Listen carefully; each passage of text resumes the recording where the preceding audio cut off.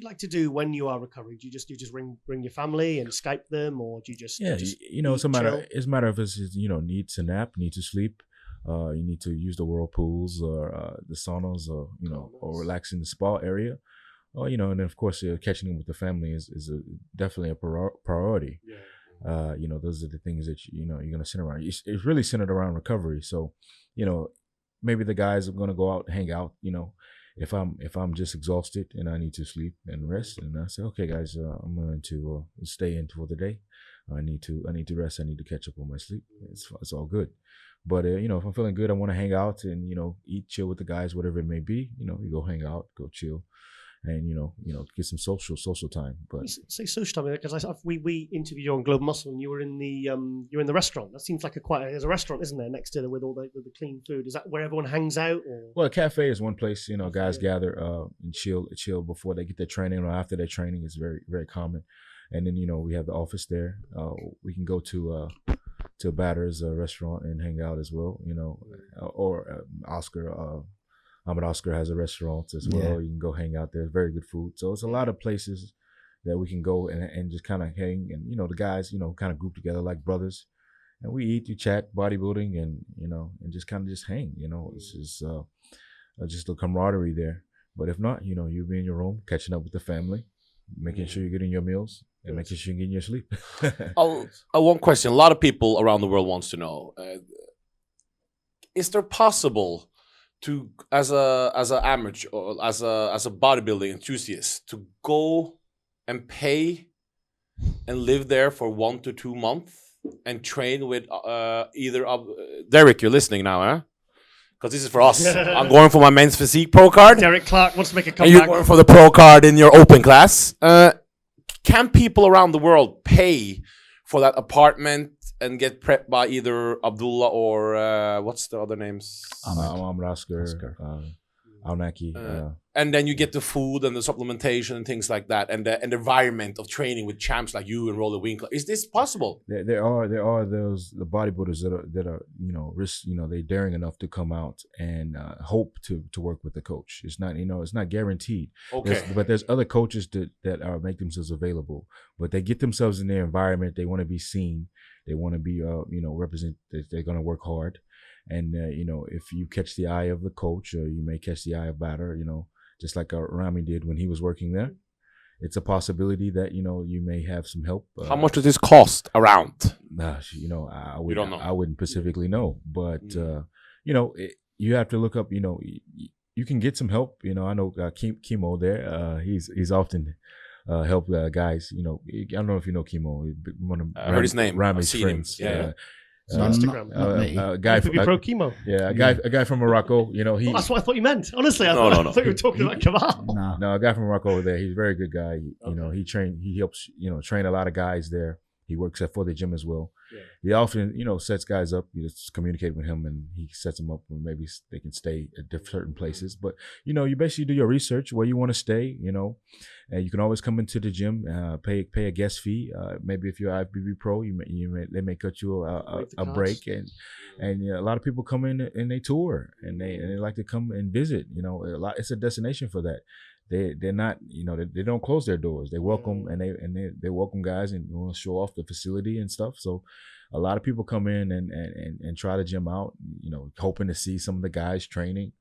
And every once in a while, depending on who you can catch up with a coach, and he may be willing, if he has time, he may be willing to look at you and evaluate you and help you with your plans. So that's better than going to Alaska and taking drugs in the forest with the you want to get that bodybuilding feeling for 1-2 months. I remember when it was I know loads of people in the UK that would say, right, I'm going to Gold's Gym, I'm going to LA, I'm going to go I want to go train at Gold's Gym, and I'm going to stay there a week, and I'm going to get a session with Charles Glass. Back in the day or now? Because Gold's Gym is not the same as before.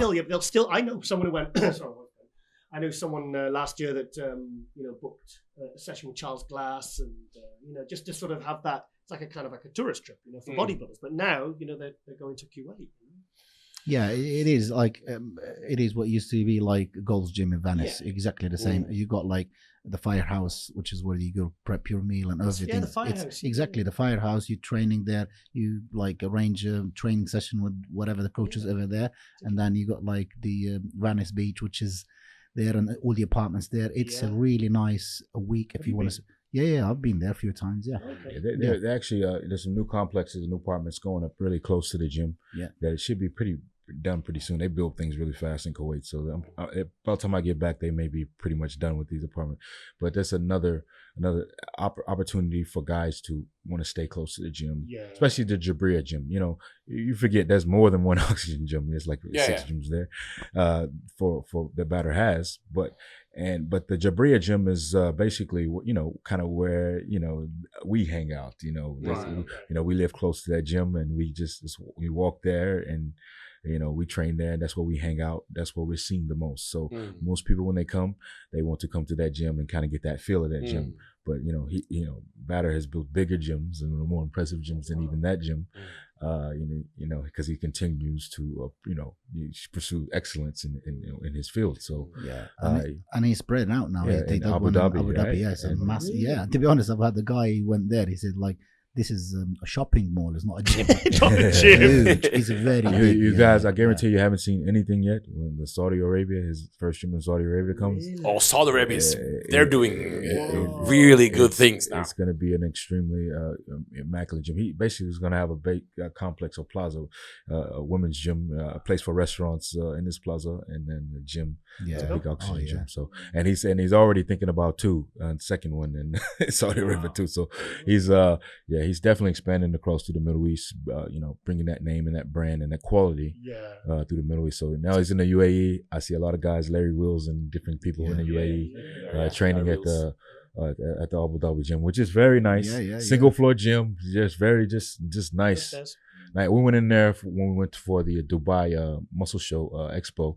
We visited the gym. It was the AC was in there kicking. We was chilling, but nobody had been in the gym yet. I went to check out all the equipment that he put in there, and it's just another top-notch facility. Arnold Classic is great, but to become the man, you have to have an Olympia title, don't you? You're going to steal my next question. Yeah. The Olympia's not coming up right now, but tell us, Kamal, because when I saw you, you were looking kind of big. I was impressed. Before we talk about your Olympia plans, what I also noticed about you is that you're 47, but you're looking 37. Yes. Can you tell people at home, because bodybuilding is about not only winning titles, is it? It's about trying to become a healthier person, isn't it? Oh, yeah. Spiritual in mind. Tell us your secrets to staying youthful looking while winning Olympia titles. People say it's a dangerous sport and all this, but give us your 3 best tips for bodybuilders to try to achieve the same thing as you. Well, that's not easy, but like to keep that youthful, fresh physique once you turn over 40, 45, and this physique's got better. Well, I think for me, the way I've been doing it, I've never really like, especially when training, I never do this crazy heavy training, and like always really trained in technique and the weight that suits me. I feel really pumped on it, so I don't go over like, oh, I've seen this, I want to lift like 5 plates and I've never done that. So I've always trained careful. You're a very fast, high volume trainer. When I've seen you train, I was like, this guy is very like training partner does a set, you're bang straight, and it's a lot of sets, a lot of reps. So that's fast. The way I do, and I get really good result from it, good pump. I've never had any major injury, thank God for that. And secondly, I think I watch a lot my diet, and I don't go crazy with my diet. So I'll say always diet when I'm even off season. I'll just like probably 80% my diet will be strict. So I think that's the two tips that I do, and I have really one after my competition. I have a very good recovery, taken off, looking after myself very well. I think that's the most tips that I could. That's what I do actually. This deep tissue massage and things like that. Do you do those type of things? Definitely. How often? All year round, once a week. I do all the time. Yes, yeah. Full body. The whole body, yes. Once a week. To be honest, now I've been doing this since when I turned pro. Before I was an amateur, I'm not doing much of it. It wasn't really that in vogue then. It's really like the well, last 7-8 years, I think, all bodybuilders. Yeah, I do need it more because I felt more relaxed. And it's really hard to find the right guy or the right one to do it until you find the right guy to do it, whatever, the right person to do it. And I found a guy that he does it for me, and I've been working for him now nearly 3 years. Okay. It's once a week. I do my massage once a week at the moment, so I feel better. I feel really like I think he helped me a lot.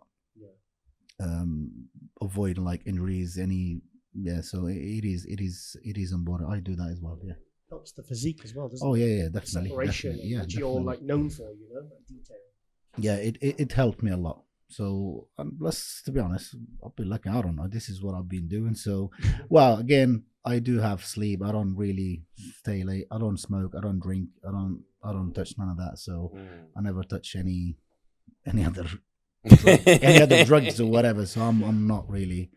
So that's yeah. Okay, so this Olympia now, you're going into this Olympia as the champion. You have Hungry Lions, Sean Clarida, Derek Lunsford, John Jewett, Samuel, he's not that's young, but he's hungry. Who else do we have there? Guy Sistanino is qualified. Sistanino, there's the 212 last year. Amar Ashkanani is already qualified. David Hendry, I think, is qualified. Already, yeah, because he's already, yeah. Yeah, you want to show, yeah. It's, to be honest, the whole... So what's your plan now going in with Acito? Because I saw you prepping already. What's the plan for this Olympia for you? Well, the plan with Acito, he thinks, because with me, people, they ask me what's my plan. It's not my plan, that's his plan. So whatever he thinks is right, I trust him 100%. So I follow exactly what he tells me. And his plan this year, bigger and leaner. So when you got third at the Olympia in 2018, you were 205. Yeah. Last year you were 208. 208, yeah. Obviously, you've still got 4 pounds before you reach the 212. It is the goal to get as close to that 212 limit as possible with the same condition. Yeah, I think you can do that. That's his plan. Because to be honest, I think you've seen me, Giles, before, like 6 weeks out, and I do really look good, and I still keep my size. So for this, Chris would. I think that's why we thought we maybe do something before the Olympia. Yeah. Chris, he never gambles at the Olympia. Never. Right. He has to make everything is 100%.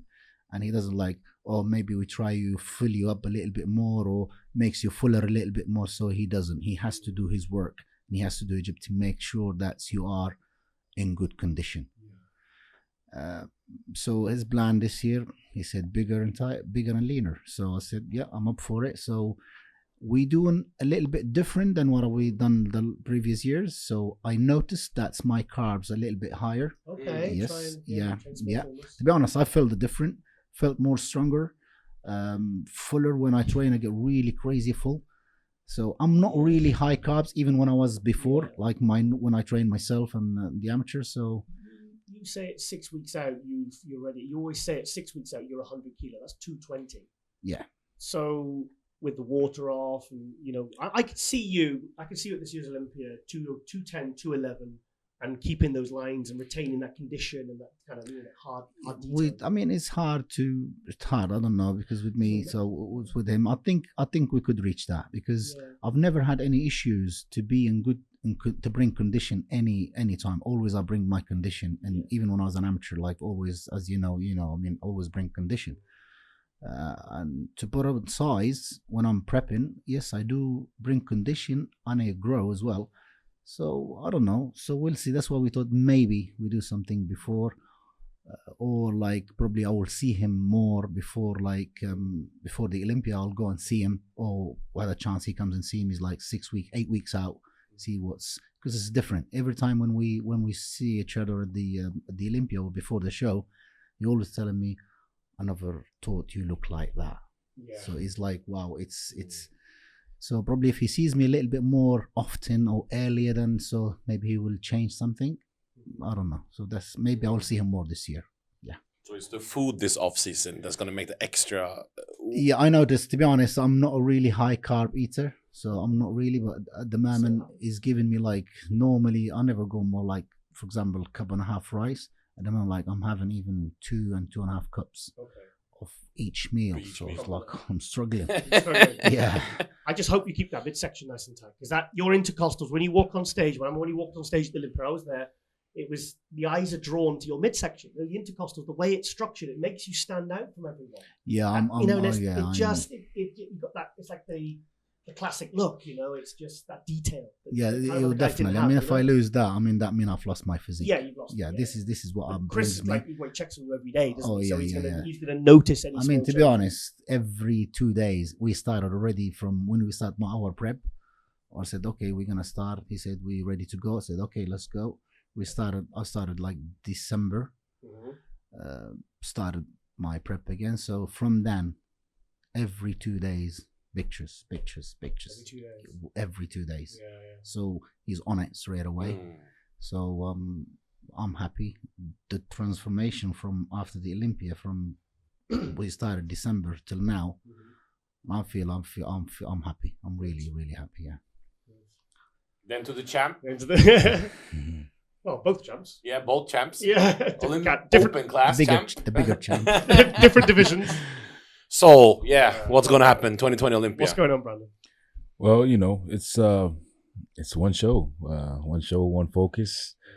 So you know, we take some time to let the body regroup. I've had 3 seasons, this past three seasons. You know, we've been hard at it, trying to get the improvements. Not as much rest as maybe we would like. So with the title behind me, I'm able to get the body refreshed and regroup. So building some hunger and really anticipation for this season.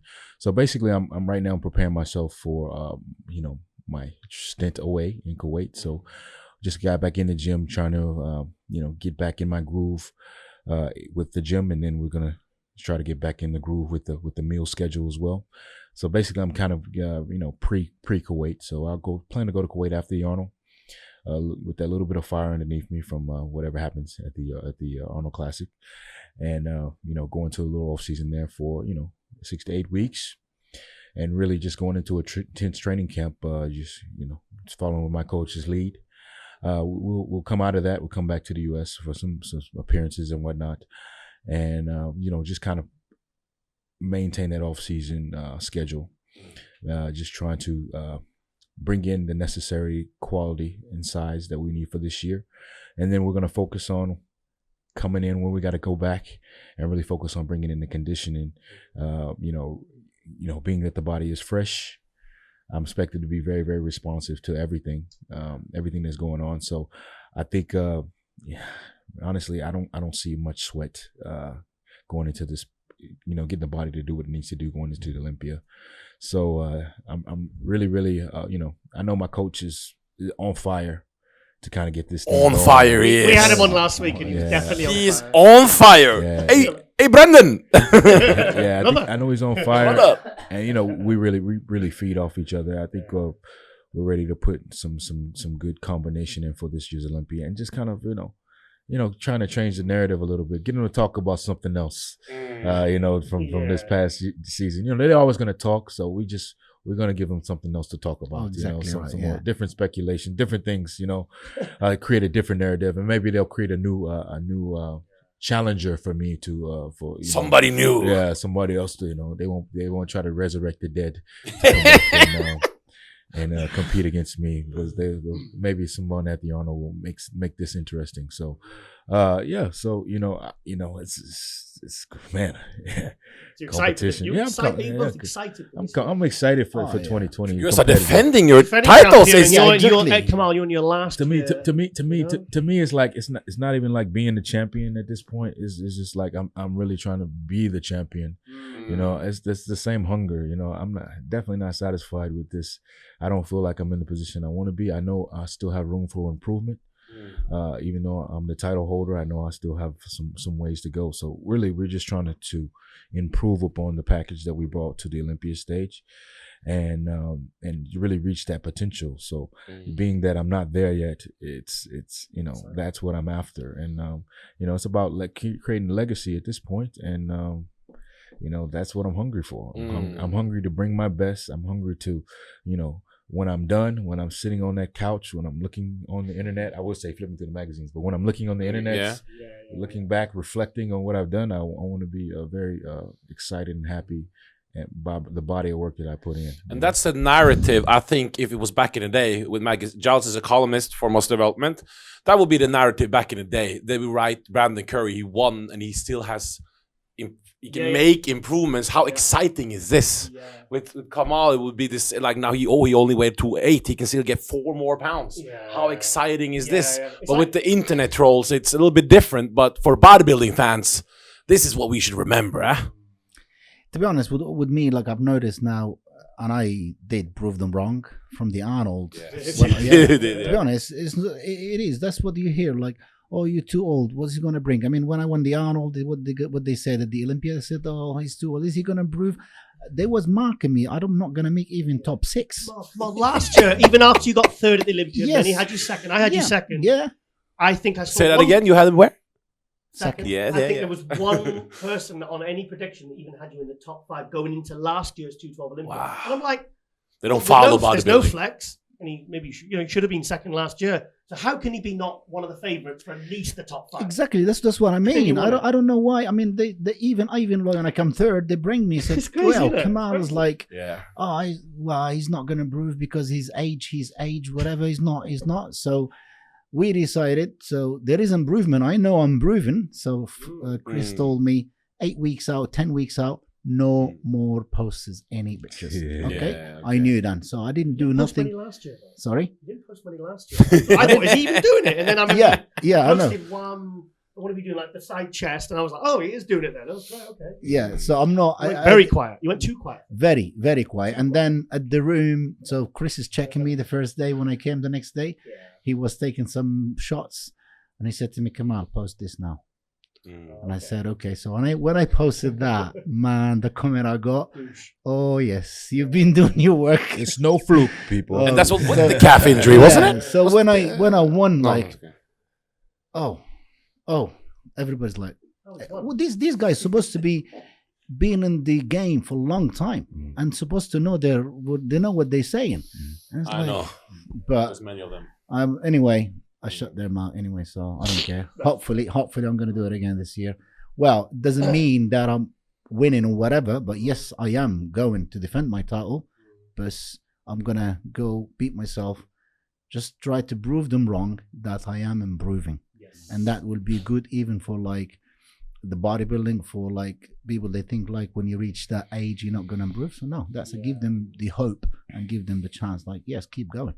Improving is the name of the game, right? Exactly right. Is the name of the game, and that's what keeps my critics quiet, because they know, they can talk about this show, they can talk about that show, but what they won't talk about is the future potential for me to continue to improve, because the track record of me improving, as of late has been pretty consistent. Since 2016, last place in Olympia has been consistent. So that's the reason why some of my critics have have been picking me to be successful as of late because of that reason. My the ability to go where I need to go, the place that I need to go to get the work done that I need to get done, and the chemistry that me and Abdul have is it's hard to compare. So this is what makes me excited about this season, and like I said, I think let's see, we got Nathan's back. You have Nathan, we have Roxanne, hopefully Roelly's taking a break, and he's going to be in preparation for the Olympia as well. Yeah. So we'll have an environment in Kuwait where everybody is trying to take it up a level. If Phil doesn't come back, I predict Roelly is going to be his hardest competition. Roelly is best. Just one show. Yeah. Like he was 2018 Olympia finals. Oh, 2018 Olympia was something special. Do you remember Roelly Winklaar 2018 Olympia? Were you impressed? Yeah, he come 3rd, didn't it? Yeah. The night at the finals, he peaked perfectly at the finals. Yes. Beautiful. Yeah, beautiful. Waist was. And then last year was kind of a bit of a washout. Right off. To be honest, that's the thing is with Roelly. I don't know. Sometimes he brings it all good and goes perfect for him, and Prague, sometimes Australia. it doesn't work for him. I mean, probably he would be doing exactly the same thing. But sometimes works, sometimes not. It does happen to a few bodybuilders, to be honest. He had a couple wear and tears into those shows. He had some injuries. And the knees was an issue.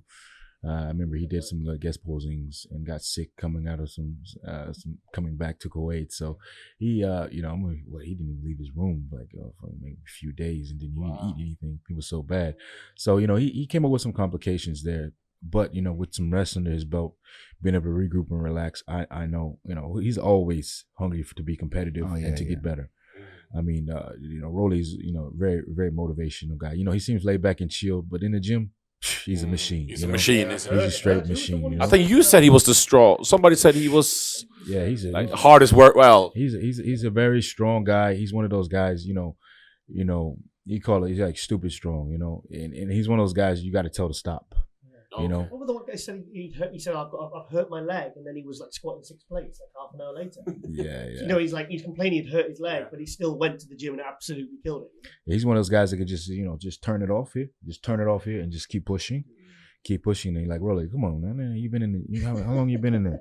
Are you still going, Roelly? We finished. I've trained with him. You trained with him? Yeah, he's a guy. We trained in China. We did guest posts together at the amateur. Yeah, China. It was like, wow. Yeah, I remember with Pittsburgh, we was in the gym training together, and it's just guest posing. Earliest part of the season. Nothing special. I'm like, I've gotten enough. Really going head to head. Weight to weight, weight for weight. But he's continuing, and I'm thinking, okay, man, I'm free. I'm done. No, I'm no more getting out of this. No more squeezing any more juice out of these lemons. But Roelly's like, oh, one more exercise. I'm like, Roelly, come on, man. Come on. We just here for vacation. We're here to have fun.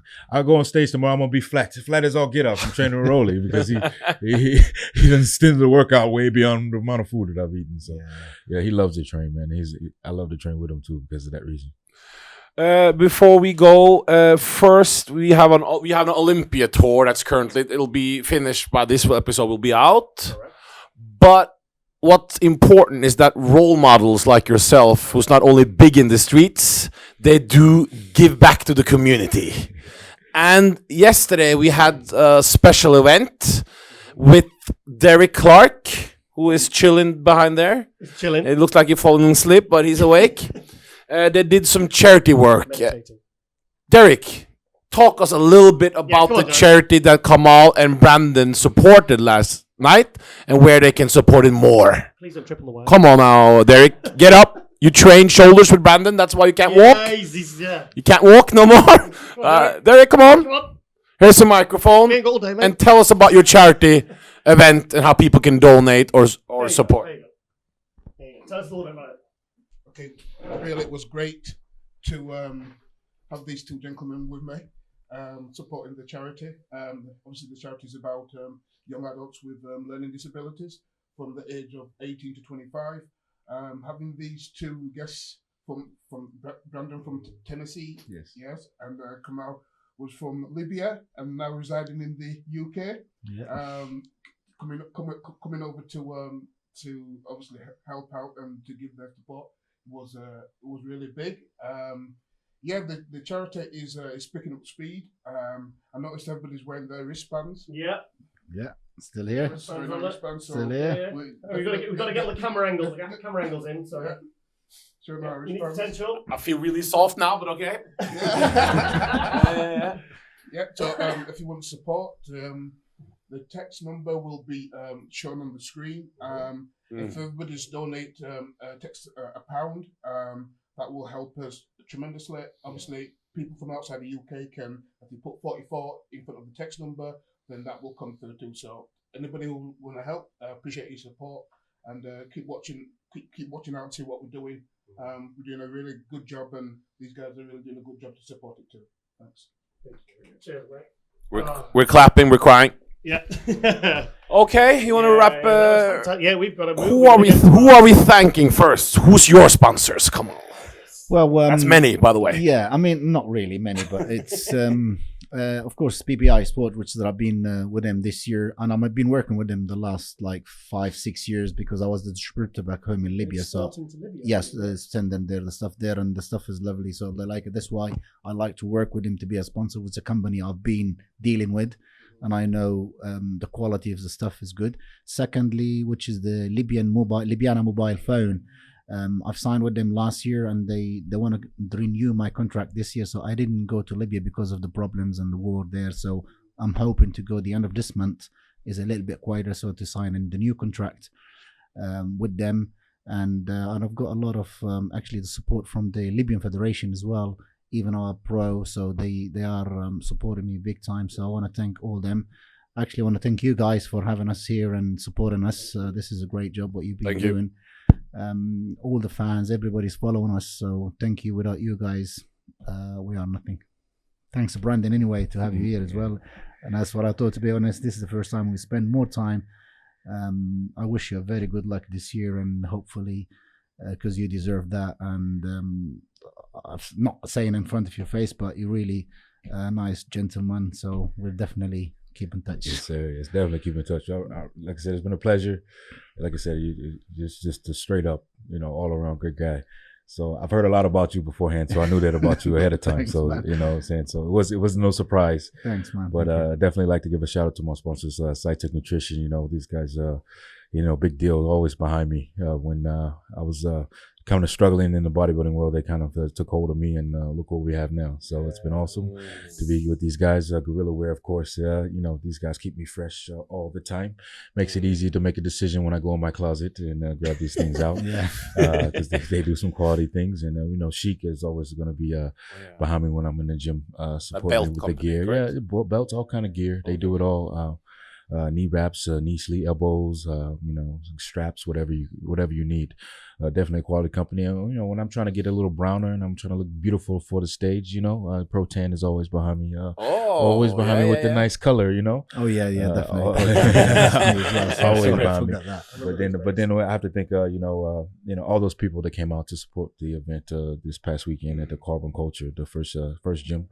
One of many. I want to congratulate Steve for being a part of the team as well. Steve Kluko, going to Dallas and open up a facility, and we'll have another one in Middle Tennessee in May. So when I return from my stint in Kuwait, I'll have a nice place to train, and all the people in the community can come join us for that nice hardcore feel and bring the energy, because we're gonna. It's hardcore, but it's clean there. Yeah, it's gonna be. It's very, very nice. Hotel nice when you come to these facilities. So you definitely want that, but I need you to come, and I'm gonna be in that training, getting ready for doing part of my Olympic preparation there. So bring the good energy and feed off my energy. I'll feed off your energy, and we're gonna push each other to be better. So bringing this community together, bringing the culture. Those like-minded individuals. Providing facility where we can be home. Whether you're powerlifting, whether you're strength, strongman, performance, bodybuilding, whatever it may be. You come in there with a goal and you're trying to get better. That's what we're catering to. So, my partner, of course, Brenton. You guys, appreciate you guys, and my wife, my beautiful, lovely wife. I was about to say the management. My manager, she keeps me on task. She manages all the details, and make sure this guy knows he's level-headed and doesn't get too big here. Too big here. So, and then you guys, of course, for all your support. On this tour, couldn't do it without you. Enjoying it? Oh, definitely. I know. Well, it's only day 2 now. Day 2. I want to get to say we're enjoying it. Day 2 so far. I'm glad I got to come to the studio and do some filming. MD, thank you for your support. These guys are definitely doing something big in bodybuilding. Keep supporting these guys. Keep watching. Definitely keep watching, because these guys, they love the sport, and we're doing some good things definitely for the sport. We appreciate you.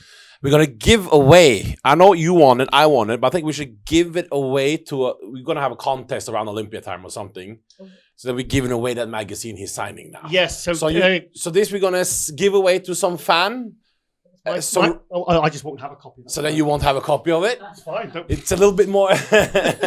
You're able to see Brandon every day. Well, not every day, but this means something to some fan. Yeah, okay. You know what I mean? Okay, fine. Mr. O. Does that ever get old doing that? Mr. O? It's so new. How can it be old? I think Kamal should also write on it too, shouldn't he? Kamal should also write on it. So I have 2 Olympia champions on the same Go cover. on then, yeah. Go Come on on, then. even though it's on brand's cover. Just right on his belt. And thank you to what's this again? Oh, this is Iron Idols. Yeah, Yes. Iron Idols. Oh yeah, shout out to Iron Idols. Maybe start Yeah, to yeah. sponsor us soon You with know, some Big extra Brandon, cash. little Brandon. We Shout out promote to- you a lot. Shout out to Iron Idols. You know, anybody that wants me to visit them on a regular basis and you know, pose. You know, you want to see me, feel my presence here. Yeah, it's They a got good the beard, thing. right? So Good now thing we to have a pick up magazine there to give away with Kamal and Curry on We'll get the. it framed. We'll get it framed and we'll give it away in here. a prize. One more Yeah. thing, shout out to Batter guy and guys at Oxygen Gym. You know, Coach Abdullah. Of course, you know, I'll see you guys soon. It's time to go to work. I'll be back to work. I had some guys message me today when I'm coming back to Kuwait. My boy Amir. Yeah, I'll be back after the Arnold, bro. I'm coming back soon. Don't worry, we'll be there. Okay, Sorry, one more thing. We're gonna be me and Chris. Actually, we're going to Qatar for a tour for 10 days. Oh. Yeah, in the Powerhouse Gym. So we're gonna have a good seminar. So everybody there, make sure like you come and see us there. So if you wanna, whatever, hang What's up the with us date? training. So from the 15th till the 24th. Yeah, so 10 days we're gonna be there. It's the first time as me and Chris together to So be. you'll have the knowledge of Kamal, probably one of the most successful amateur bodybuilders ever, and Chris Aceto, one of the best coaches in the world. So that's something you really want to check out. Yeah, so it will be nice. So it's the first tour I do with Chris as a coach and a train. So it's the first time. So it's going to be even fun for me. We taking our family. Chris is taking all of his family there. I'm taking all my family. So we'll hang up together. So I think it would be nice.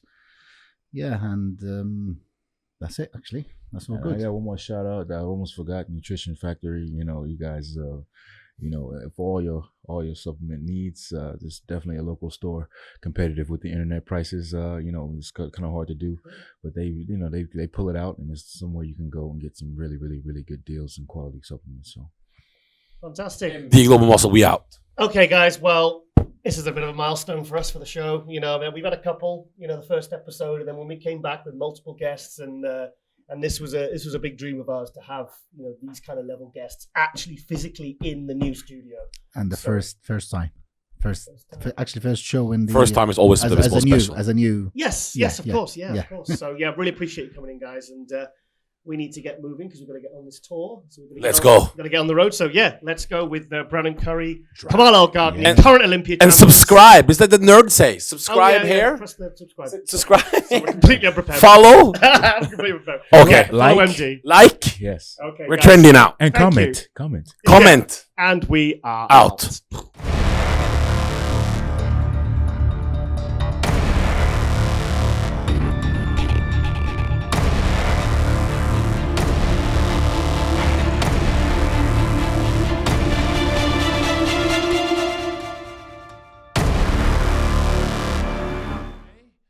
And we're interviewing the legend, Irene Andersen. Yes.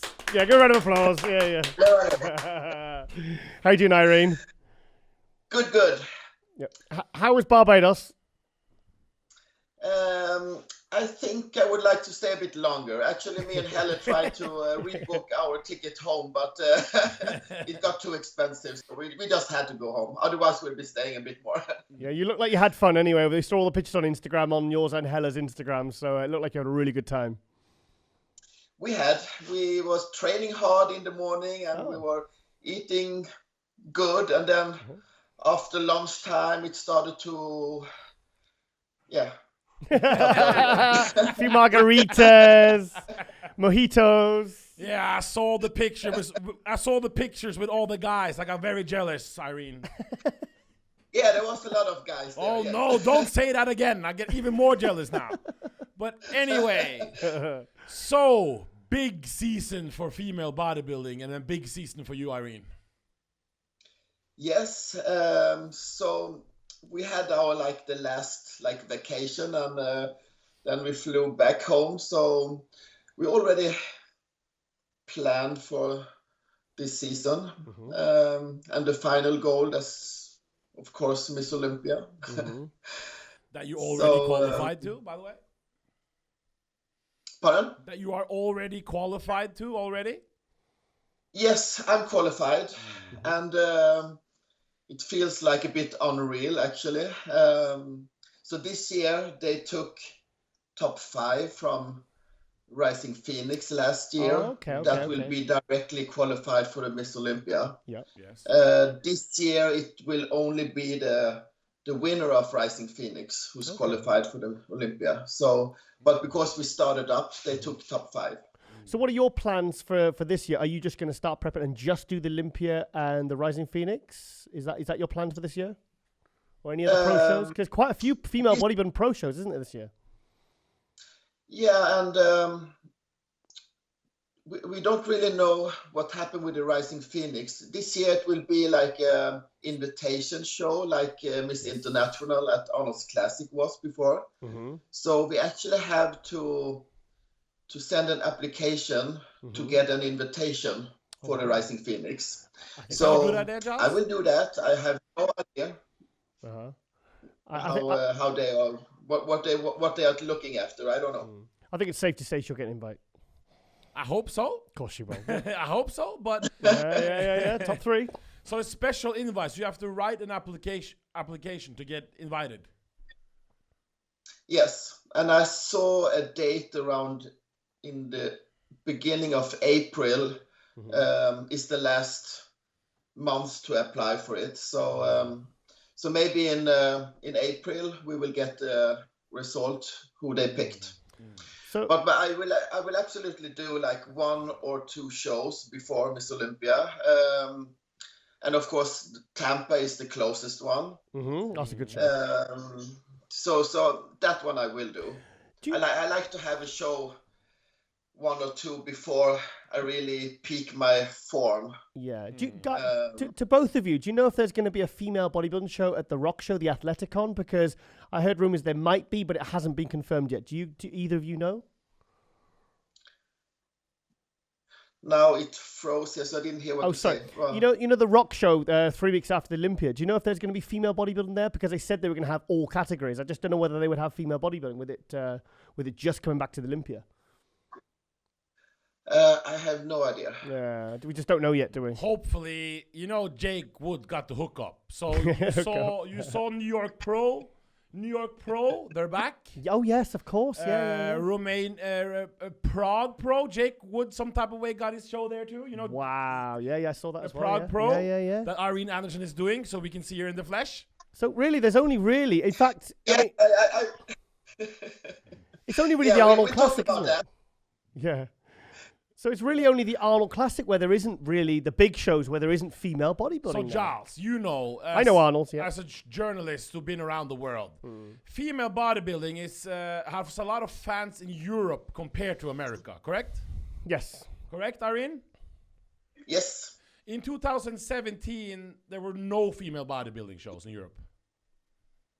Yeah, no. Correct. There was none. 2018, it was 1. Romania. And 2020 and 2019, I have to believe it was only 1. Yeah. Just Romania, yeah. And 2020, we have the Big Man Show. Of course, yeah. We have the Prague Pro. And we have the Romania Pro. Yeah. This means female bodybuilding, it's coming back in Europe.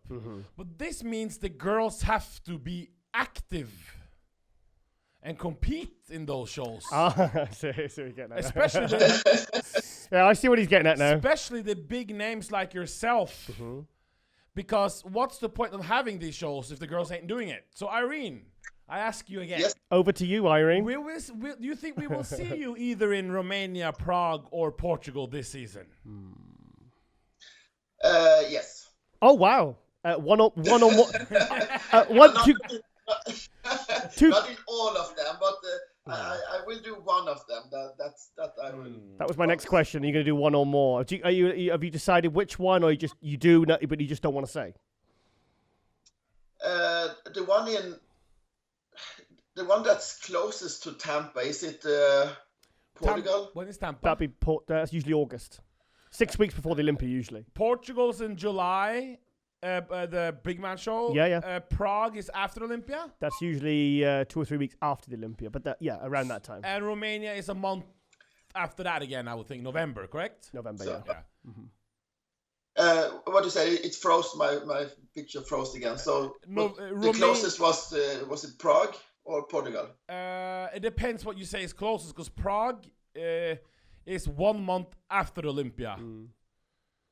And that's okay. Yeah, and it's also then a qualifier for the next Olympia. So Prague and Sweden very close together. Prague and Sweden is very close together. And then you and Hella could go to then I just have to go there. And then you and Hella could go to Barbados again straight after, so for another holiday. We have plans to return to that island. yeah. So with more shows coming now, the talent pool of younger girls, we are not as impressed as we should be. What will be the solution, Irene? What do you think as an expert, as a competitive female bodybuilder? What would you recommend? What should we do? Because it's one thing putting on many shows, but all the new girls that are getting qualified in female bodybuilding don't have the size that Irene... Well, maybe some physique girls can step up and... So what do you think? What should we do? Because the new girls don't have the size to be competitive at all. I still into that we should have 2 weight classes for the women bodybuilders. Because I think it's like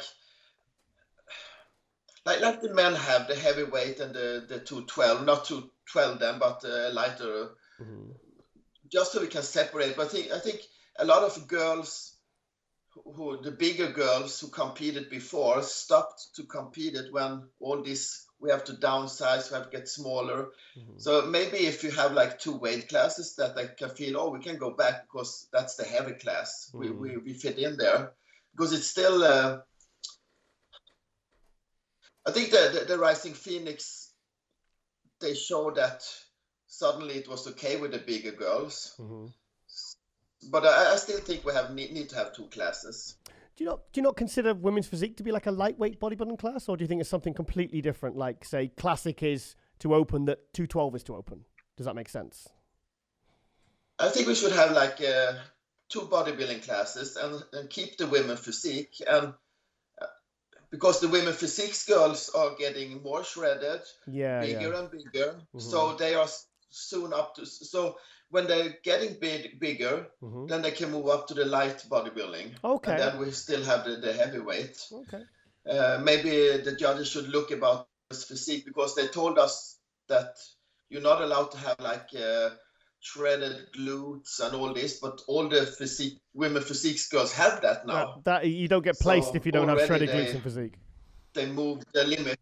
And it's also female physique. A lot of these. So maybe like go back to what they were thinking from the beginning, like a bit softer look, which it's not. I don't think it's the softer look now, because they are really shredded. Yeah.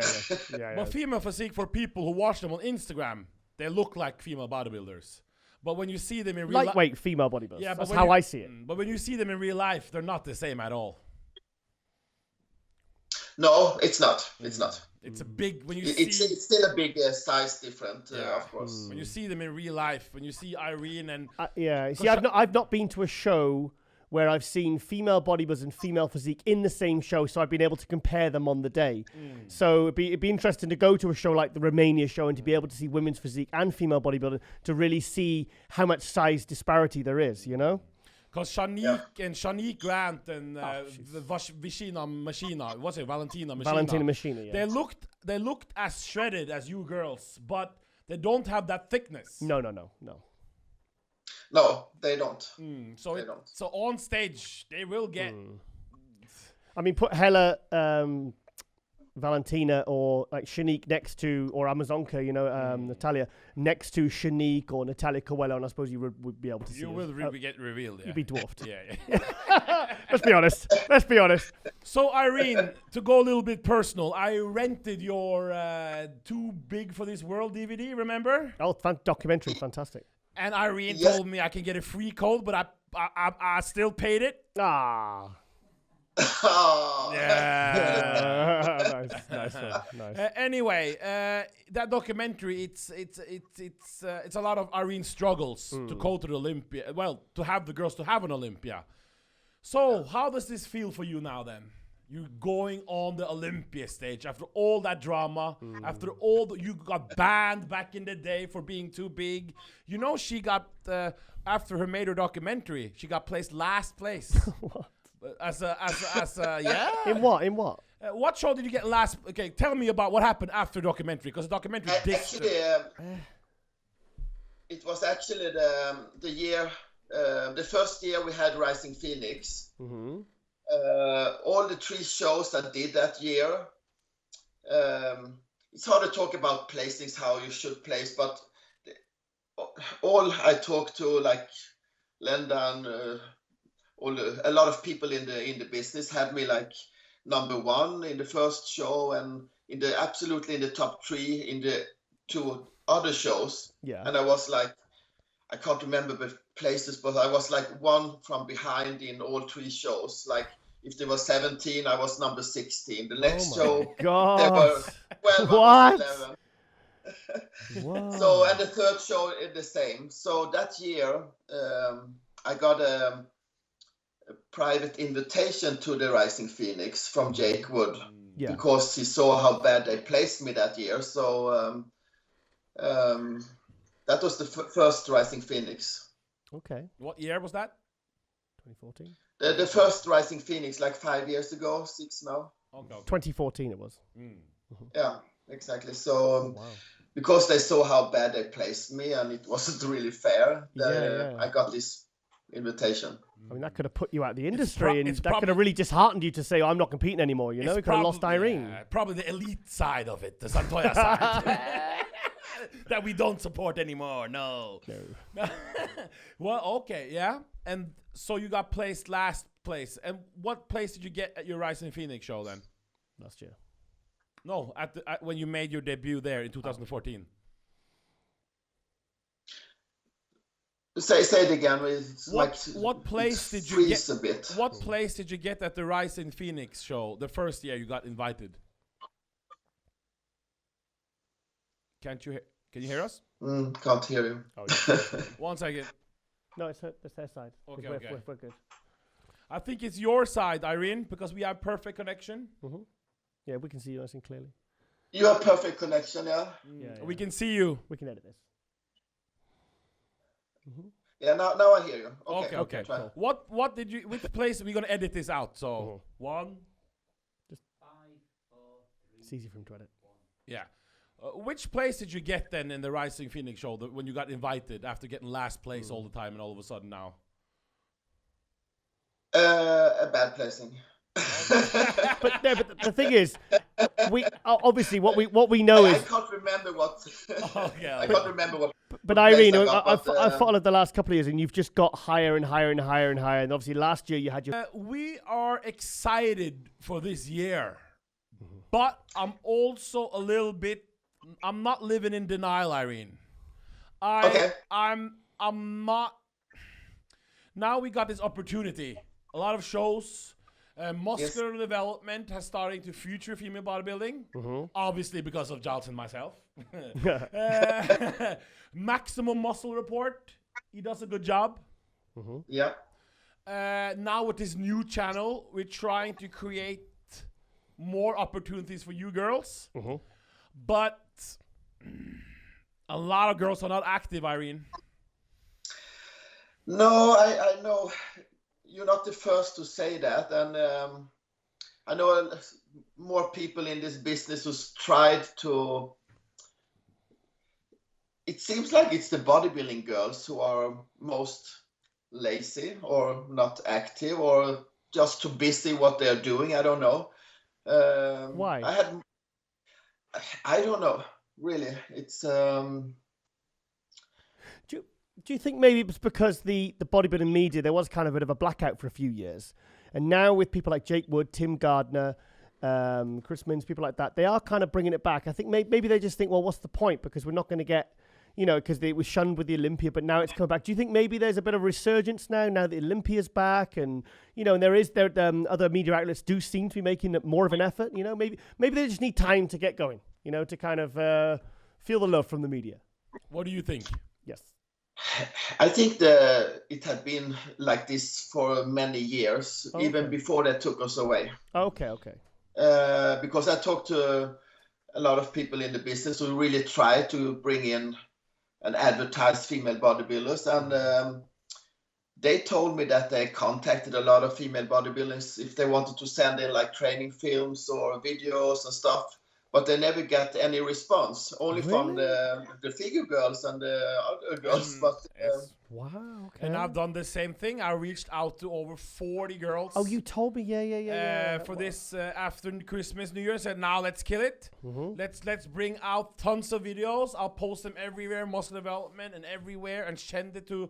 You know, JBL has a great network of tons of people, and only Irene and Helle. Oh, really? And maybe one Mona from Italy, who can't speak English, did a great job. Okay. But it's dead quiet. It's like, I don't even know. Wonder why that is.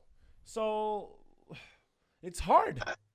Yeah, and I'm a bit shocked about it that it's still like that, because if we feel that, okay, they took us away and now we're finally back, then I think that all girls who really care about the sport should like really step up and like show themselves and get all the attention and all the publicity they can get. So it's a bit surprising that not more girls now, after we are finally back, that like, wow, now we really want to show ourselves. Yeah, I don't know. No, because I've noticed some of the girls that are good on Instagram. Yeah. Well, actually, only Natalia Mosonka has a supplement contract. You know that? She's the only girl who has a supplement contract that I know. Yeah, and it's I don't know. Because she is amazing on Instagram. Yes. But it's kind of shame if being on Instagram is the only way to get a contract, though. Isn't it? Big numbers, you mean? Yeah, you need big numbers to get. But saying that, that's why we're trying to help you a little bit, Irene. Because Irene, of course, she's our first guest on this channel. Yep. We're going to hook her up with Juff. What's her name again? We just had muscle development. Juff. What's her name again? I need the name written in front of me. I can't pronounce it. I'm so sorry. I'm so sorry. Joseph. Now the camera went off. Don't say that. No. Josefa. Can you hear us? Yes. There you go. We're sending Josefa to Irene. Yep. For video workouts. Okay, cool. To see if a figure girl can hang with a female bodybuilder. Fantastic. Great idea. It's a way to just try to create some different. So we're going to send a girl to you to see, because I'm thinking, headline, female bodybuilder monster, trains with female figure monster. Shouldn't call ladies monsters, mate. Is that this? No, it's okay. It's okay. I call Roelly Winklaar a monster. He is a beast. Yeah, he's a beast. Irene is we can't say the word beast. Okay. It's very late. We've had a long day. Yeah, but it's the way to create something different content, and hopefully some sponsors will see the value of this. Yeah, 100%. Because we want the best girls in the world. It's a shame when a bikini girl who is an athlete, but the dedication Irene has to do. Yeah. And she doesn't. Irene, we need to hook you up with a supplement sponsor. We need something, Irene. Yeah, and I'm still a bit surprised over the supplements company that they don't use us more, because every time we are walking around at the Expo, example, me and Helle did it like a couple of years ago at the Olympia. We were standing on the step in the middle of the hall, and then we started to do like a pose down. It was crowded. Everybody was looking at us. Yeah. And so I'm still a bit surprised that they don't use female bodybuilders more in the booth, because everybody stops. Yeah. And like when I was in Dubai on the Dubai muscle show there, I couldn't walk like 2 minutes, and then someone came, oh, can we take a picture? And then I have like 50 people in a queue taking pictures. And especially in Dubai, them Arabs, them love them female muscle, eh? And I wasn't even in the booth. It was just walking around in the Expo. Yeah. My line was sometimes bigger than Kai Green's in his booth. So it was like insane. And why don't they use us? Because we really top people. Like it was the same that when we was walking around in Barbados. Everybody came and took pictures, and we couldn't be anywhere. Everybody like looking at us and come and talk. So could it be that they having the same problems that I had and some other people have? Could it be that? What's that, AJ? Could it be Could it be that the girls actually don't want to work? I'm just asking. Okay, that's a fair question. You know what I mean? Because it's so hard for us to get any content. Mm-hmm. Could it be the same thing that the supplement companies has tried and it hasn't worked out because the girls don't want to do it? You will know better than us because you've been in that part. Could it be? I'm asking. I don't know, because for me, for people at home, when I did the different female bodybuilding interviews, they get more numbers than the men. That's correct. Yeah. Correct. So the facts are you girls are marketable. It's hard for me to think that a company have reached out to a female bodybuilder and they don't answer, because if they can get some help, like financial or something, they would answer. Yeah. Because everybody needs money in this sport, because it costs a lot, and the prize money is still like not even close to what it's. Rising Phoenix isn't bad. Rising Phoenix is a good job. Rising Phoenix isn't bad. There's a few 212s that wouldn't mind that kind of prize money. I think she meant that's a fair comment. How much is the Rising Phoenix? 50,000? 50 is, and then $100,000 car, or is it 100,000 first? What's the prize money for her? I think it was $50,000 cash, and then the car like $60,000-$70,000 worth. Ka-ching. That's better money than you win at the 212 Olympia. Exactly. Yes. But if you look at the Mr. and Miss Olympia before, they had like $400,000 the men, and we had $25,000. So I'm a bit curious what they are doing this year. Yeah, that's gonna be Prize interesting. money. Yeah. I predict that the girls, if Jake don't pay, they're gonna get the same as Bikini, bro. No. Because Bikini is making more money than Classic. I suppose for the sport, yeah. You know, Bikini has a better prize money than Classic at Olympia, Irene. Did you know that? No. So that's terrible. It's the facts. It's your words, it's not mine. Yeah. Oh, I watched the documentary with Irene. She was sitting with what's the other girl you were sitting with? A female bodybuilder from the past, or? Yes, Eva Birot. Do you know her? Eva Birot. She don't compete anymore, so. Okay. Don't recognize the name. And they were sitting, eating popcorn, watching live the Bikini girls for the first time. Class came out. Wow. And remember, the Bikini class came in while they had to go at Olympia. Okay. It was a fun moment, wasn't it, Irene?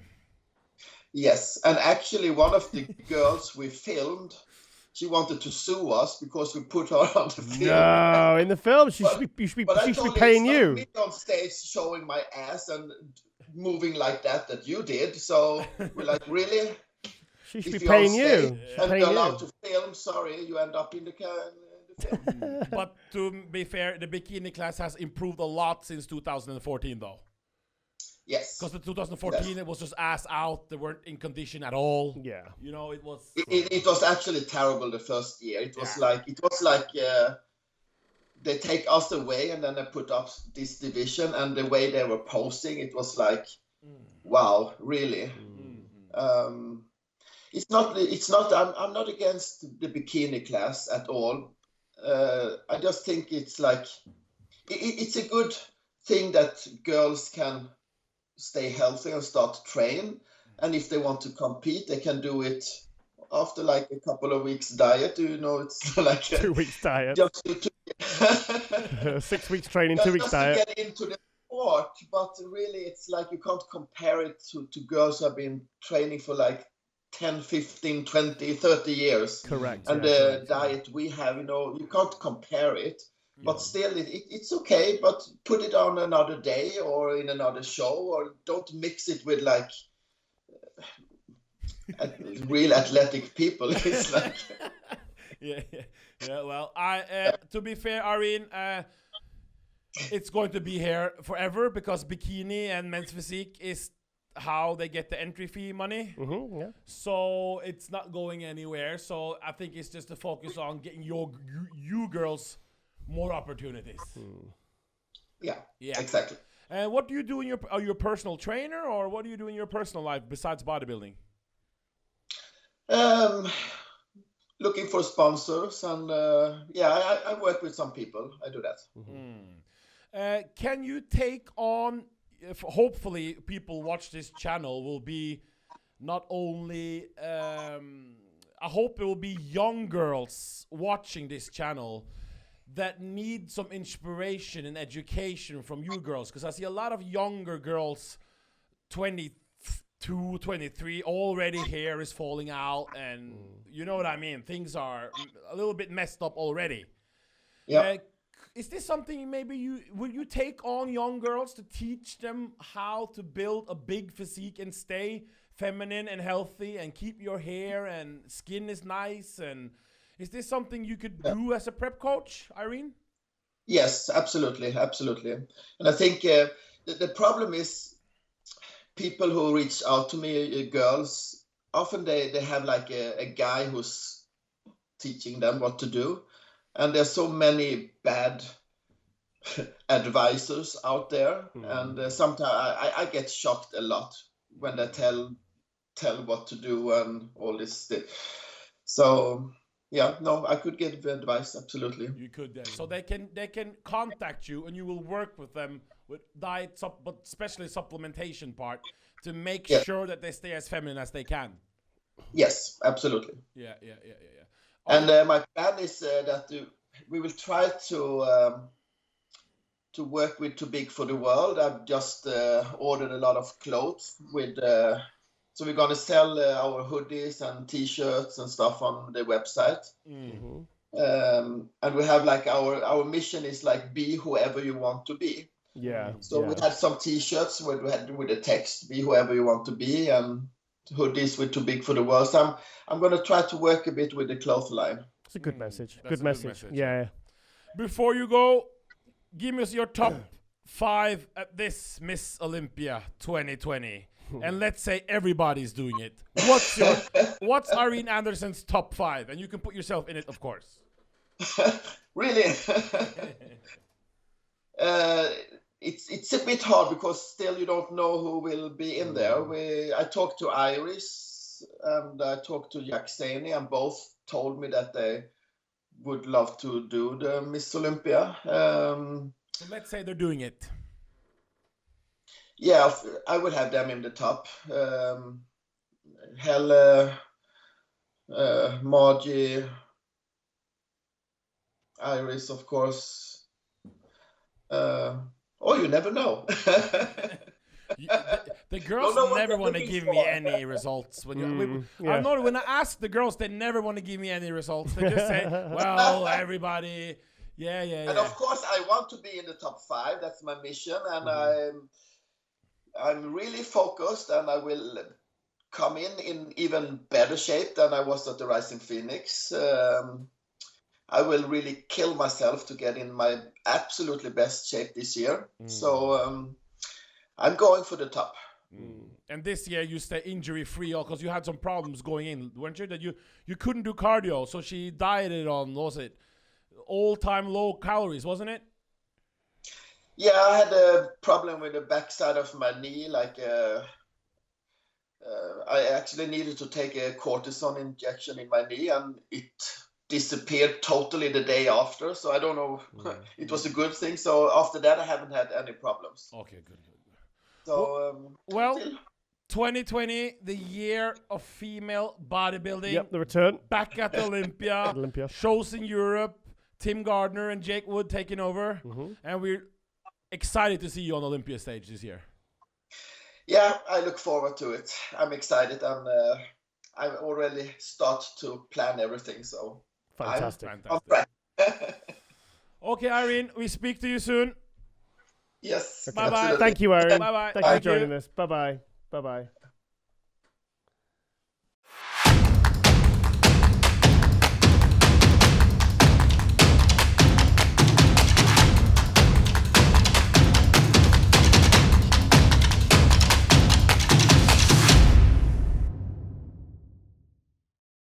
Okay, AJ, who do we have this week on Global Muscle Star Profile?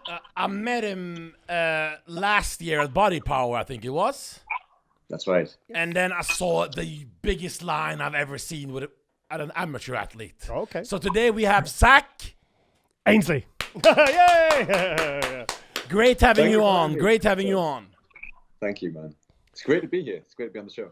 So you're a huge name around the world in fitness and social media, but we want to know I saw your competitive pictures. I think it was 3 months ago. You got a fourth place or a fifth place? Fifth place this year. Something I couldn't understand, but I didn't see the people you said next to. I only saw you. So we want to talk to us a little bit about your competitive history. So, competing in men's physique wasn't something I ever really planned when I first started training. When I first started working out, it was more or less just for myself. And then opportunities came up over time, and I was a fitness model for a couple of years. And it was more and more people who were actually in that industry, the fitness model industry, who used to compete at the same time. They were telling me, like, hey, man, your genetics are great. You could really stand a good chance. You need to be on stage. And at that time, I was clueless. I mean, I was one of the lucky guys in the fitness modeling world anyway, where I didn't diet at all. I always ate. Wait, hello. You didn't diet at all? And you're eating bran flakes? Oh, yeah. They're the best. So you didn't diet at all? No, not at all. Okay. I always had abs growing up as well, like even in school. But I was always skinny, so I mean, it doesn't really count, does it? Is that because you're a fitness model and you were in condition all year round, or just because you're naturally lean? Both. Yeah, definitely both. But when I was a fitness model, I was tiny. Don't get me wrong. I mean, I had muscle definition. But it was more that like Calvin Klein look people were looking for. There was no real muscle mass there at all. But I had abs, and that's what these guys were looking for. But you could see the genetic potential, I guess. And like I said, more and more people coming up to me over time and at expos, etc., saying, "You need to compete. Why don't you compete?" And then it wasn't until I met somebody called Barry DeMay. Somebody. I was just about to met. You just stolen my last question there. My next question. Somebody. Yeah. Okay. Yeah.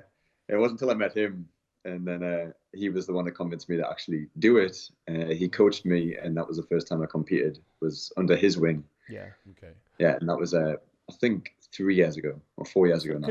Because I did a bit of translation work for DeMay 88's website last year. Oh yeah. Yeah, he was sending over text, and I was kind of just tidying up the grammar and everything like that. And then I said I had another show called Muscle News Weekly, and I said, look, send me any clips. And he said, I've got a really good one with some of my athletes. I think his daughter was in the video, and yourself was in the video, and you were both showing off your epic triceps. And it was a really good video, and it was really So are you involved with his new coaching platform website? Well, I'm not, but he's given me the option to be if I want to be. And Barry's not just a friend of mine; he's literally like my second dad. Yeah, great, fantastic guy. Yeah, and if he ever needs any help, I'm there. He bent over backwards for me time and time again over the years, and never asked for anything in return. And we have, like I said, just such a close relationship. If he ever needs me for anything, I'm there. So how did you two meet then? Because he's over in Rotterdam and you're in the northeast of England. So was it FIBO or Body Power or something, or just internet? Like Joe Weider, he saw some talent, and you bonded, correct? On a flight. Yeah. On a flight. I sat next to this guy. I was the last person on the plane because I almost missed the flight. They had to reopen the doors for me. Okay. So when I got on the flight, like everybody's staring at me, and I'm looking for my seat, and I'm on the window seat, so I get past him. And as he stood up, I kind of like looked up at him and thought, "Fuck me, this guy's big." You know? And I sat next to him, and I couldn't. We weren't really talking initially, but I couldn't help but I was staring at his forearms. I mean, they were just like road maps. Where were you going? Where were you going? Were you going somewhere to like FIBO or something, or was it just? It was FIBO. Okay, yeah, because those flights are pretty. We were flying back from Germany, and I had a connecting flight at Amsterdam, so that's where he was obviously flying to. Oh wow! So he just got. And I started laughing to myself, thinking, "Do I ask this guy what he does, who he is?" And I thought I better not. But then he was going through pictures on his phone from the Expo, because obviously we'd both just done 4 days there, and I seen him with Lou Ferrigno, Arnold Schwarzenegger, Franco Columbu, and at this point I'm sat there thinking, yeah, I should probably ask him who he is, you know. And that's exactly what I did. I was like, I don't want to bug you, but can I ask who you are? And, you know, I feel like I've seen you before. And then he showed me one of his posing videos from 1988. Yeah.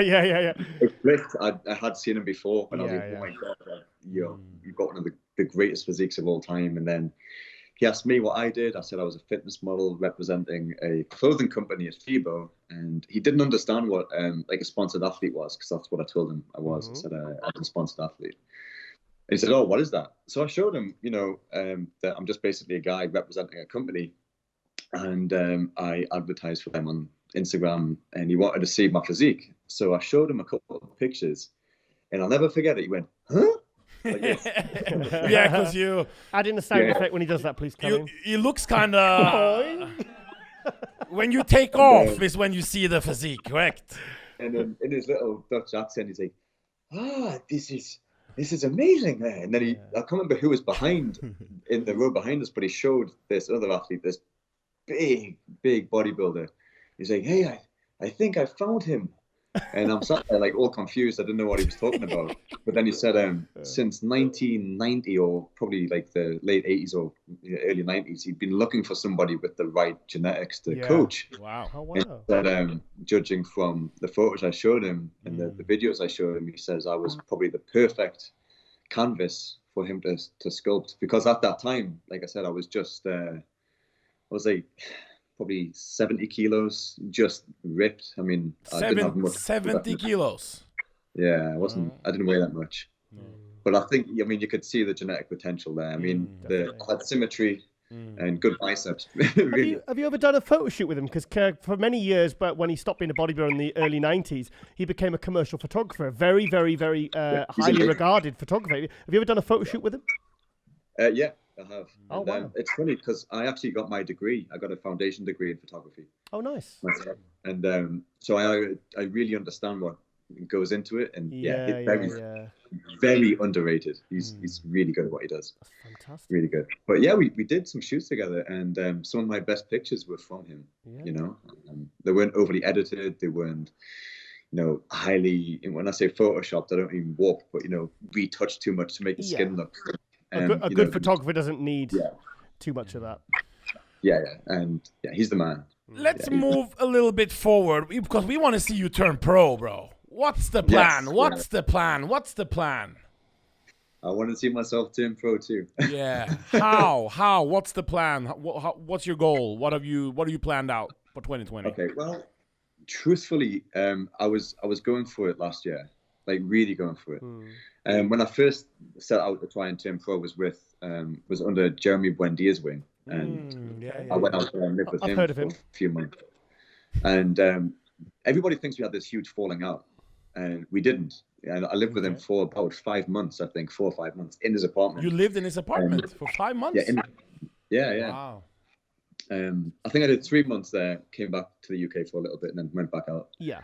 But I think we were about a month away from the Olympia. I mean, he was doing the Olympia, and I was doing the amateur, but it was the same weekend. Okay. And tension was getting just a little high. I mean, nothing bad, but we could tell that we needed to focus on each other. And you know, the type of people myself and Jeremy are, we actually put a lot of focus on each other. And he was living with somebody at the time as well, and they were focusing on themselves. And I just felt like a third wheel in his world. And Two he was guys focusing on dieting me. in an apartment. I mean, that's a recipe for trouble, Yeah, isn't it? yeah, Really? yeah. I mean, I couldn't be living with any other person prepping when I was prepping. No way. No, we didn't have like any major arguments or anything, but we decided it'd be best that if I found my own place for the final month. Yeah. Just to focus on each other. So, I mean, little things were pissing each other off. Yeah. But like I said, we were training really intensely twice a day, and the diet, yourself, is pretty grim, and tensions were getting high, even though we weren't doing anything. So we thought it'd be best to focus on each other for the last month. And I was working with AJ Sims, and every feedback I had in my previous competitions was my conditioning. So we focused on pure 100% conditioning, and it was about 3 weeks before the show, and Barry actually called me to see how I was, and he told me not to do the show. He's like, "You're not conditioned enough, and you won't get it." And that pissed me off so bad. Like, Barry's never seen me angry, but I just hung up on him. I was so angry because I've been training so hard. I've moved country. Don't want to do it. From apartment to apartment. I've been all over the place, getting messed over. And for somebody I trust and love so much to say back out of the show last minute, that upset me. Last 4 weeks, bad idea. Somebody to say that to you when you're in prep mode. You won't take it well. So I called AJ and I was like, "Look, this is what Barry said. I need to prove him wrong." So we upped my cardio to like 2 hours a day, which was something I'd never done and would never recommend. 2 hours. I remember almost passing out like probably 3 times a week, just feeling so dizzy and so lethargic, and I had no energy to do anything. But after those 2 weeks, we proved Barry wrong, and I got the conditioning. Fantastic. But as a big sacrifice, I lost a lot of size, and I was so focused, and like that was my only focus that year was conditioning. I forgot that I needed actual mass as well on stage. So this was in Vegas too, and the men's physique competitors in Vegas a lot bigger, a lot bigger. So there's some size there. Final question: what are the plans for 2020, mate? Turn pro. I've got a documentary coming out. Wow. It's about body dysmorphia. So I've been working with Generation Iron on that. Fantastic. But where are you going to turn pro? Where are you trying? Where are you trying to get your pro card? Which country? It's yet to be decided. I'm going to be talking to my coaches and Barry again this year, see what they think is going to be best. But we're going to start training for show very soon. And good. I mean, learning from all my mistakes over the past 2 years, I'm feeling pretty confident for 2020. So one last question: this Generation Iron movie, what was it about again? Because that was body dysmorphia. What's your role? What's your role in it? Well, it was my idea for the show. Wow. I was on a flight to Vegas, and I always enjoy watching like documentaries or short movies instead of a full movie because it passes the flight quicker. Yeah. And while I was on it, I noticed there was documentaries for obesity, anorexia, people with drug issues, and I'm thinking, I actually have the same problem. Yes. But with myself, if I told somebody I'm both fat and skinny, they'll laugh in my face. Yeah. But in this industry, it's a serious thing. A lot of bodybuilders will like connect and go, "Oh yeah, I know exactly what you mean," because that's like it fuels some bodybuilders with their progression. So when I'm on prep, for example, I'm like 7-8% fat. A few, maybe a month out, Barry will come up to me, pinch my skin, and it's almost paper thin. He'll say I'm fat. I know what I mean. In this industry, that is fat. Zack, and it can mess with your mind, So I want to showcase the extreme lengths different athletes go through to look a certain way. Great idea, and really focus on things like mental health in sort of the industry. So, where can we follow you, Zack? Instagram at Zack Ainsley. YouTube AYNSLEY. And also, the men's physique is the biggest class in the world right now, competitors. But there's not too many stars in that class, really. Yeah. You would be, obviously, you have to earn your pro card, of course. Yes. But once you earn that pro card, you'll be one of the role models for the IPB Pro League to really support, because your fan base, but also, as you can tell, you can feel he has a good heart, Yeah. And with that fan base, it's a win-win. So please, I'm going to meet Barry DeMay in Poland, by the way. I'm meeting him in Poland. There's that show we were invited to in Poland, the NBC Pro show? Yes, correct, yeah. Barry DeMay is coming. Oh, fantastic. So we got to force him to do a UK show for Zack. Yeah. There's a men's physique UK show this summer, by the way, here in London. yeah, I'll. It's probably going to be one of the ones on the list for sure. Yeah, but like I said, brilliant. sit down, discuss it, see what's going to be best. Thank you, Zach. All right, then, Zach. Well, thank you so much for coming on. And if you speak to Barry before I do, please give him my best. He's a great guy, and it's great to see that you two have hooked up, and great things have happened, good things have come from it. So, yeah, our star profile for the week on Global Muscle, Zack Ainsley. Give him a follow. Rising star of the future in men's physique. So, thank you for coming on, Zach. Thank you very much, guys. Thank you. Thank you. Pleasure. Bye-bye. Thank you very much. Bye-bye. Bye-bye. Bye-bye.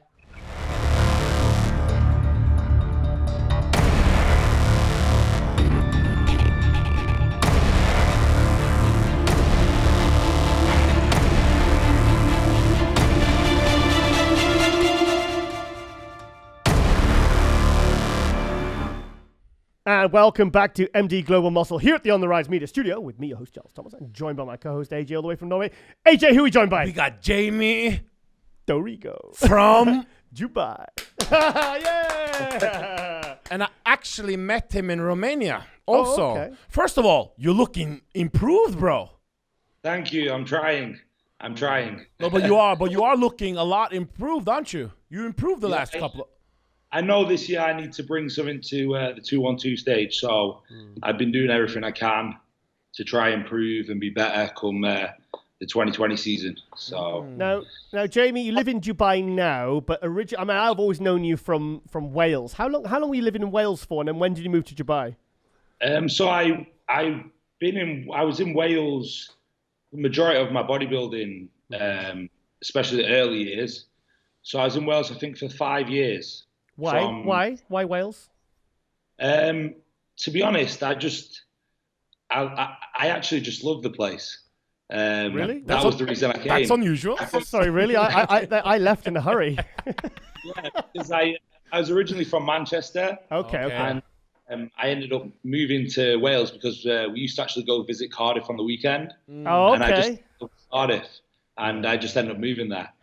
So that's pretty much the story behind Wales. And then I ended up doing the majority of my bodybuilding, the early days of my bodybuilding career in Wales. Yeah, because I remember, obviously you were a fantastic junior. I remember when you were working with Mike and Lisa Gelsey. And, I mean, you won pretty much everything. I mean, how old are you? 26 now? Yeah, I'm 26. Wow, Yeah. that young. He's 26. I mean, this guy won everything. This guy was looking like good super heavyweight as a junior. I mean, this guy, when you get every once in a generation, you get the juniors, and you think, God, mate, you should just go and compete in the supers. You're too good for the juniors. I mean, tell us a bit about your junior history. I mean, just briefly.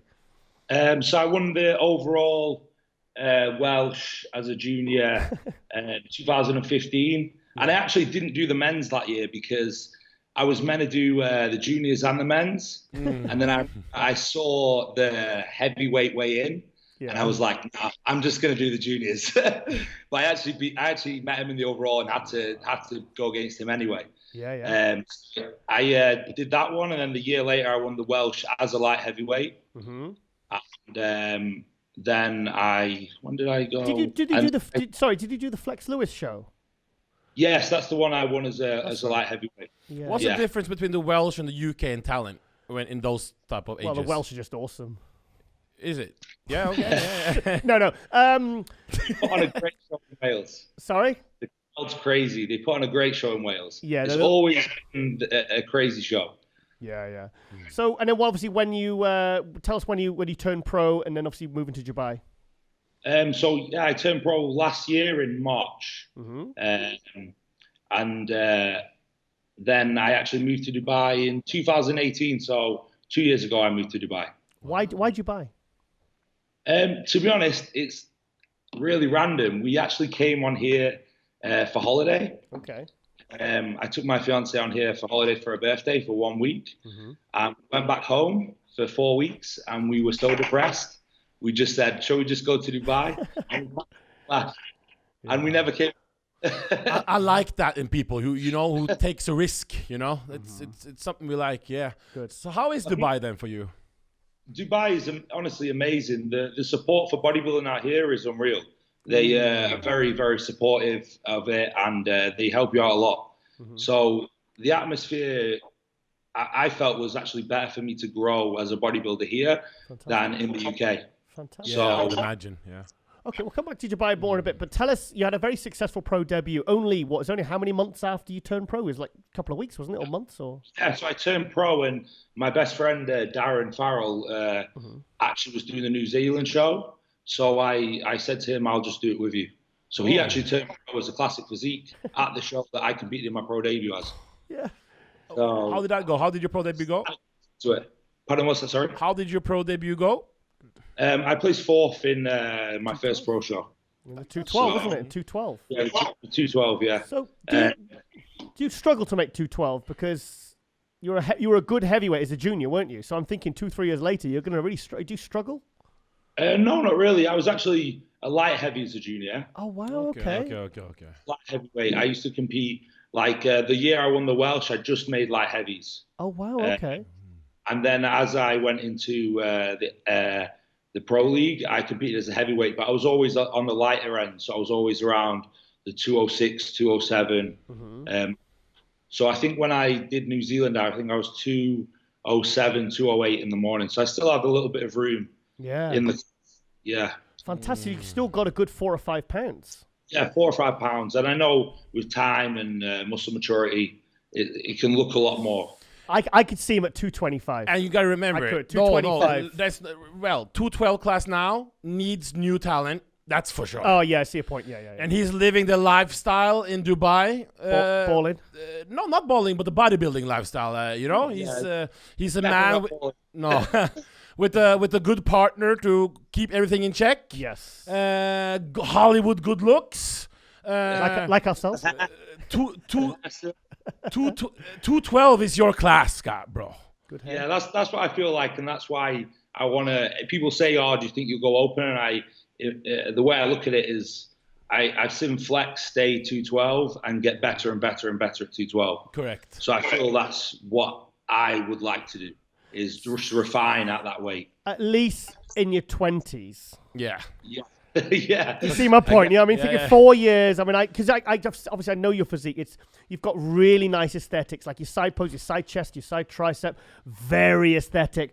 But I could still the waist is very tiny waist, good aesthetics, good balance. But I'm thinking 3-4 years, and I know obviously you train people like Mike and Lisa. They're hard trainers, and I've seen the way that you've progressed so fast. I think you're going to be hitting the open maybe by the time you're 30. But for the meantime, tell us. Let's not get ahead of ourselves. Let's focus on 212 first. What are the sorry? I said step by step. Yeah. I like to get ahead of myself. So tell us about 2020. What are your plans, mate? So I'm planning to do New Zealand in 9 weeks this weekend. Wow, fantastic. 9 weeks from now? Yeah, 9 weeks from now. So I'm in prep at the moment. And then we'll see what happens in New Zealand. I don't like to think too far ahead. I like to do the show and then just go from there. So because I think New Zealand will be tough. I know there's a few good bodybuilders doing it. Yeah. So right now, just focus on New Zealand and then maybe Ireland. I may go to Ireland, but we'll see. The muscle contest in April 11th and 12th. I also want to see you test yourself against the best. I want to see some New York Pro. Yeah, I knew you were going to say New York Pro. I want to see. No disrespect to New Zealand and the other. The muscle contest. Yeah, Thomas. in Ireland. And Brian Bullman. But you want to see you also against some of the New best, York Pro and. Well, if he wins New Zealand, then you're going straight to Olympia. He's going to Olympia, and then he's going up against everyone. Yeah. But I believe the New Zealand lineup's actually looking quite tough, and same with Ireland. It's, it is.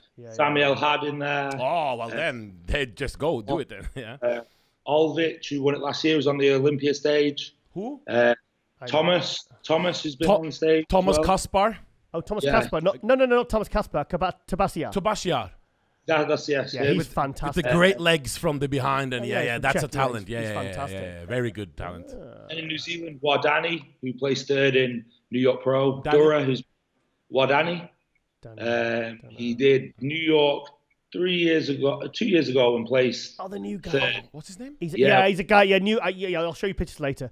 But very. Yeah. So how? Because that's not. I was thinking that's a long way to go for a show. But Dubai to New Zealand, what is that? Like 4-hour flight? Or? 16 hours. Oh, that's still quite bloody far then. Yeah. It's just a jog for you, eh? Can't you just go to Ireland and find somewhere closer, or? I feel like because I did New Zealand last year, Okay. I kind of back more improved. Yeah, I see that. Yeah. Then potentially do Ireland. And the promoters treat you well down there in New Zealand. It's a good show to do, or? Yeah, it's a great show. Mo was really helpful. Oh, Mo as well. Yeah. And he helped out a lot last year. So I really want to go back and show how much I've improved, and then Good idea. go from. That's a really good idea, and he's a good promoter as well, Mo El Moussaoui. Yeah, very good. Yeah. I'm hosting for him in Cyprus. Oh, you're hosting for him in Cyprus? Yeah, he's the one who booked my flight. He's paying for me. I actually work for Mo. So yeah, fantastic. Okay, well, I mean, any sponsors you want to thank or? I thank my sponsor, Anabolic Designs. I've been with them now since 2016, so for the last 4 years. Joe Binley? Yeah, Joe Binley's company. Oh, fantastic. Oh, he's doing really well, isn't he? Yeah, he's doing great, and the company's growing in the US, and hopefully we'll be in the Middle East soon as well. So a huge thank you to them. Yeah. Sorry, they do a really good digestion product. Okay. Yes, I'm wearing the t-shirt now. Oh, nice. Got a rip. It's got the 50-cent chain on there, and yeah. Just one last question before you go. Would you recommend other people in Europe to travel to Dubai and set up their lifestyle there? Honestly, would you recommend it, or do you recommend it? I would honestly say, like, for any bodybuilder here, the support and the lifestyle is amazing. Wow. Okay. Because I've actually been the last few weeks in Abu Dhabi because they just opened the new Oxygen there. Oh. So I'm training out of Oxygen in Abu Dhabi because I spent a little time in Kuwait in November. But here they have access to everything. You know, the support is amazing here. So I would definitely say, if bodybuilders are looking to come out here, it's a great move. Okay. Wow. AJ, I know it's one thing you're going to ask him. Yeah, last thing. Since you're from Wales and all this, where will Flex Lewis place at the 2020 Open class, in your opinion? I think he can make top 5. Top 5? Especially with seeing what Hadi did this year. I believe Flex can easily be in the top 5. Not a little bit higher? It depends who shows up, but I could see him easily top 5. Who's winning the Arnold? Because this guy knows his stuff. He follows the sport very closely. Let's see what he sees, and let's see how much knowledge he has. I think some of those guys are always dangerous. Bonac, in my opinion, can win it. Any of those guys can win it if they turn up on. So Bonac's going to win it. That was not an answer. Who you got winning it? I think people always count Bonac out, but I could see him being very dangerous for this one. Your favorite to win then? Not feeling Ramy then for the win. I would go with Bonac. Okay. Well, I'll tell you what. While we're on the subject, who do you think is going to win the Olympia this year then? If Phil comes back, I'd like to see Phil win it again. Okay. I think if Phil's on, he's untouchable. I really think that. But if he comes back, is another story. If he doesn't, I don't know. It's a hard one. I really don't know. What about the 212?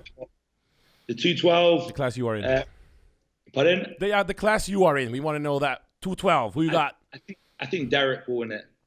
Lunsford. So. Okay. Yeah. Do you think he'll nail his condition? I think after the 2019 Olympia, I think this year he'll be 100%. 1,000. Like, I'm certain of that. Okay. Well, I'm not feeling that because I want Kamal to win. And what will be even better is to see you at the Olympia this year. Yeah, I will try to do everything in my power to be there. So So New Zealand Pro winner. I want him to win the muscle contest, and I want him to be first call at the Olympia. Otherwise, that's it. We're never having him on the show again. No, but guy's got real potential. Honestly, he's got the tools to qualify for the Olympia 212. That's for sure. Tell us your Instagram because I want the viewers to go and check your Instagram out because this guy's got a seriously good physique. Seriously good. Tell us. It's at Jamie Dorigo _IFBB Pro. There you go. Check it out. And I mean, honestly, the side tricep, it's like. Are you Spanish also a little bit, by the way? My dad's Portuguese and my mum's actually Egyptian. Oh, wow. So he's not from the UK, Wales, and all this. He's got some Latin. Come, stop it now. So if he wins New Zealand, he's going to come out with a Welsh flag? No. Oh. Because he's from. Why not? Oh, well. Okay. Thank you, Jamie. He grew his muscle in Wales. Thanks for coming on. Thank you very much. Thank you. Jamie, keep us updated, mate. Thank you very much. Bye bye. Thank you. Bye bye, Jamie. Bye. Bye bye. Bye bye.